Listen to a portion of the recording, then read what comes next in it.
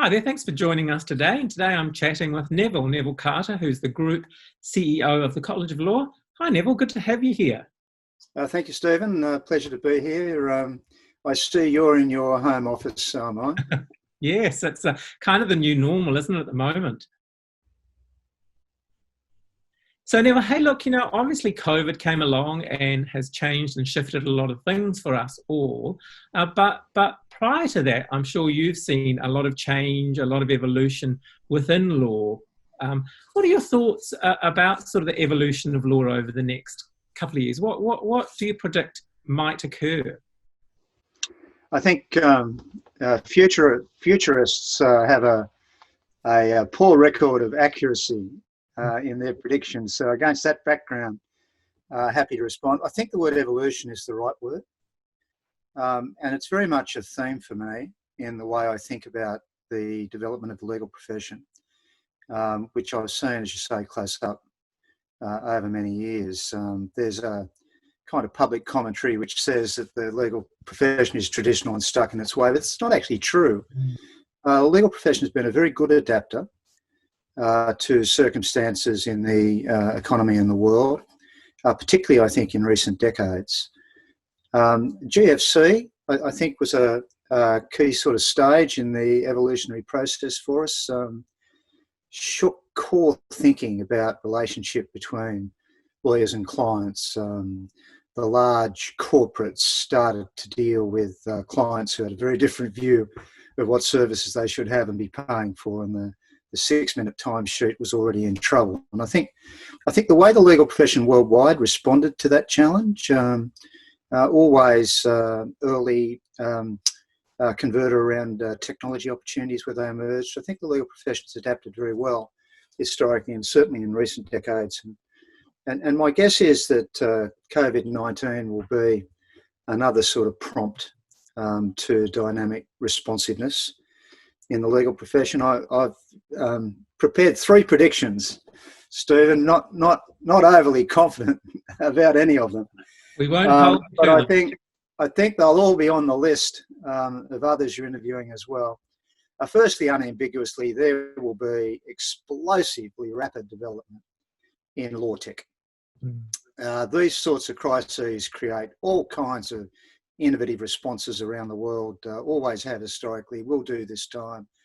Law tech's been a matter of interest for a long time.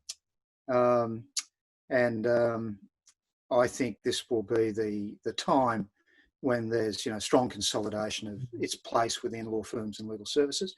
Secondly, generational change in the nature of the legal workplace. And here I'm not just talking about law firms, but also the courts, registries, the whole sort of community of participants around us, institutional infrastructure. No one, I think, imagines that we'll go back to the way we were. So major changes of a generational kind in the legal workplace. And a major next stage, it seems to me, of disaggregation. One of the most interesting things about how the legal profession responds to economic downturns is the kind of unevenness of impact across different segments of the legal profession. We've been watching a disaggregation of the legal profession over many years and segmentation into groups, the bigs, the smalls, the mids. But here I'm talking about disaggregation even within firms. One gets the sense that the thinking of firm leaders around divisional operations will change. I'm not saying we'll get to, the long promised activity-based licensing, but I think there will be regulatory responses to this as well. The public will look at how the legal profession is licensed in context of its segments of work. And I think those are the 3 major changes which will shake out of COVID in the next 5 to 10 years. Yeah, look, absolutely. And with that, as we know, are going to come some challenges and opportunities. So your thoughts on some of the challenges that we may face? Well, that's the flip side, I guess, of those 3 predictions.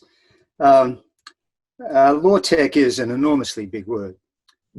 I think we've been talking to date about how technology can change the delivery of legal services, how it can change process within law firms, how it can enhance the experience of the client, even how it can assist us to redesign some legal services. But it seems to me the great challenge for the future will be around the sort of artificial intelligence dimension of law tech. Historically, we would have said that the things which lawyers do have been fairly stable and consistent over centuries. Just the way we do it has changed. But I think AI has the potential to change thinking. If a machine can reason, if a machine can weigh evidence, if a machine can explore propositions of fact and reach conclusions about them in a kind of integrated way, I think that is an enormous challenge to all those who deliver legal advice and other legal services to the community. And it's the biggie, in my view. Yeah, no.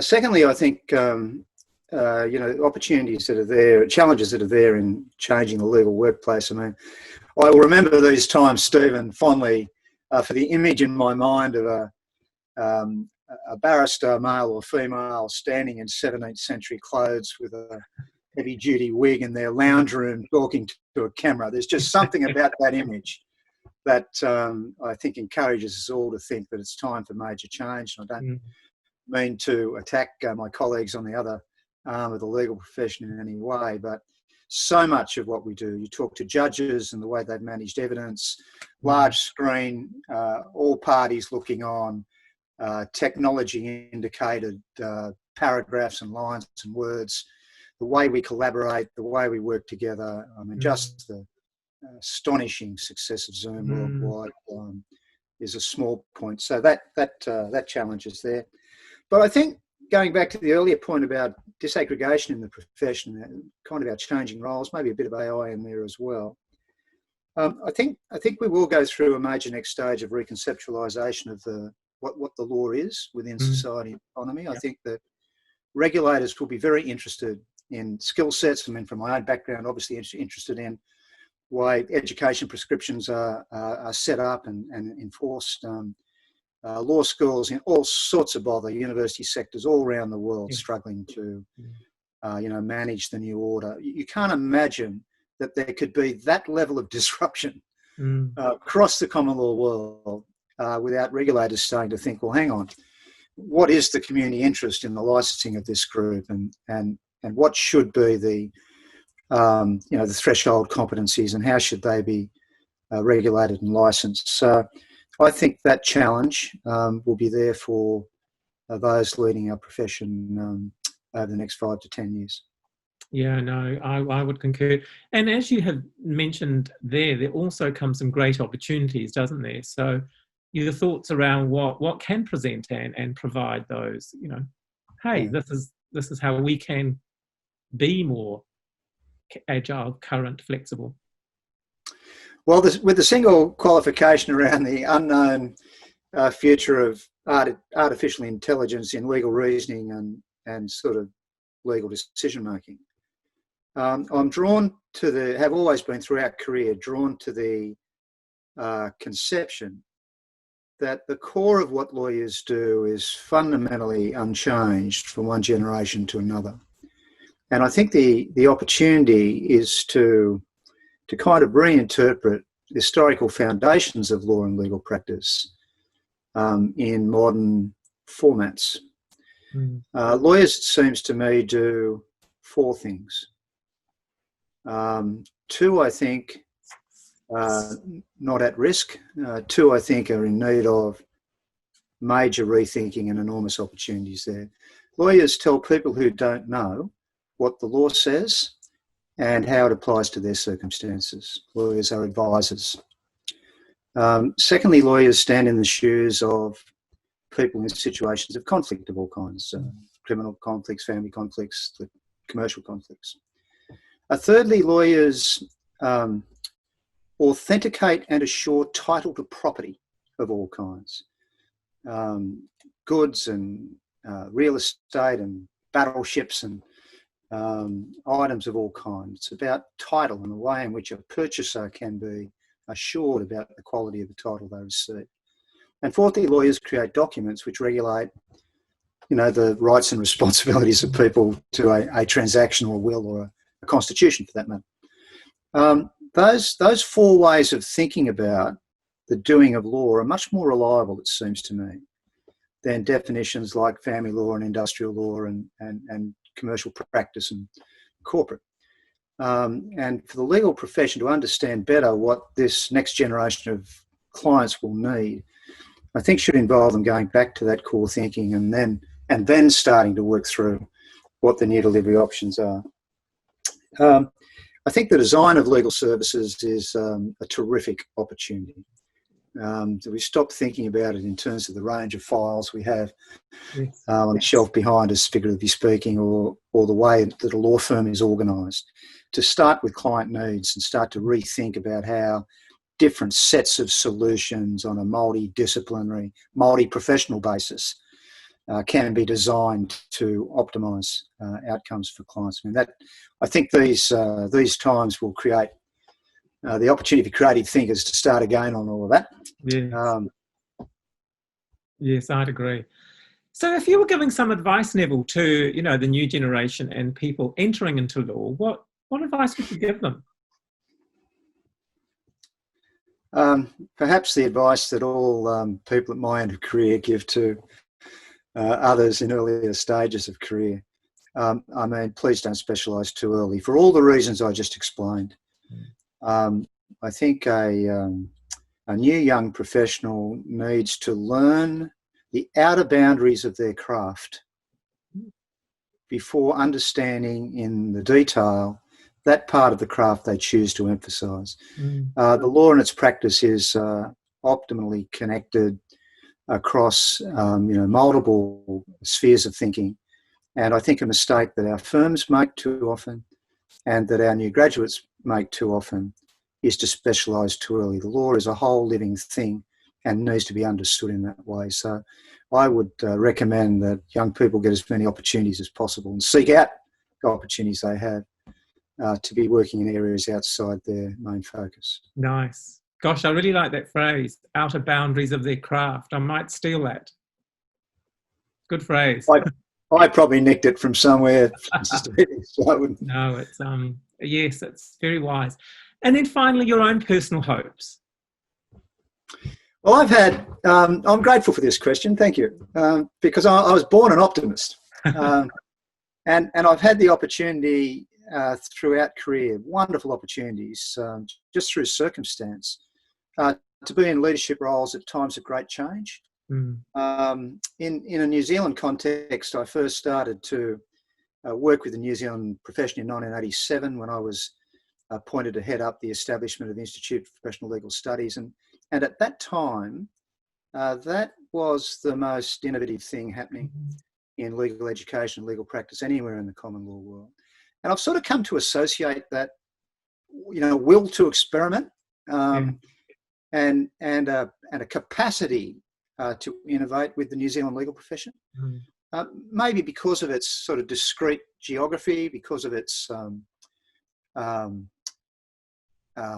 guess, style of practice, distribution of the profession across regions. But it's always shown this terrific capacity to rethink and rework and redefine, and often ahead of its times. Of course, my own profession here in Australia has got a fine record as well. But if something's going to be tried new and different in the sort of 5 or 6 jurisdictions that I work in, the likelihood is it'll start in New Zealand. So my personal hopes are that all those jurisdictions, particularly yours, that are looking at these challenges in different ways, share what they learn and be prepared to have a go, actually. Because 9 times out of 10, that'll work out while there's sensible people in charge, and what they say, stability and change can sit comfortably together. Yes. The seat is both firm and flexible. And that's a quote from Sir Ivor Richardson, who was very, very senior president, I think, of the New Zealand Court of Appeal. when I was working in New Zealand. And I like that thinking, and my Yes. hopes for the future lie in Sir Ivor's remarks from the past, I guess. Great. What a nice place to finish.